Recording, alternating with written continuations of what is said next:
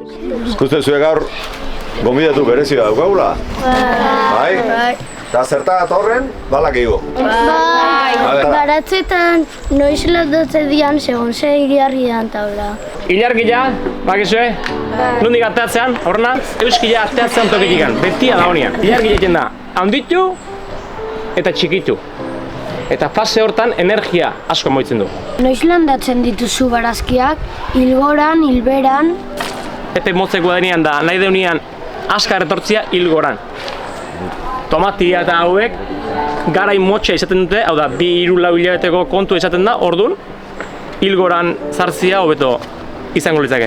Entzuna dugu hilea mozteko orduan batzuk ilargiaren arabera egiten dutela. Hilia moztu gutxilo, polikilo hasi eta ez galtzeko hilia, ilargia bera dihoanean. Hau da, energia gutxi da honean tiratzeko. Hilberan betire. Badakizu sagardua egiten duzula edo behintzat zuen inguruan egiten dutela, zer garaietan egiten da? Sagardu egiteko garairik onena ohaintz izatea. Hau da, iraila bukaera urria. Frutua arbolan ja egoten daia lurre eroitzen eta biltzeko garaia da. Orduan, fruta ja heldutasunea helduta dago.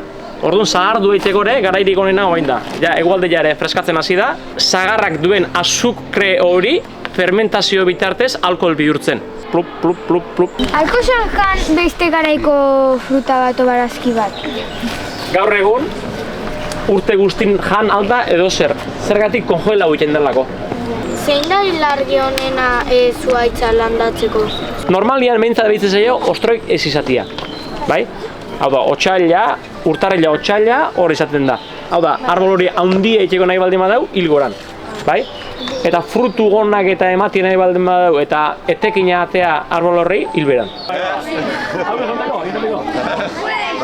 Aitzona monei galdetu, Zer aitzona monei jakin dut,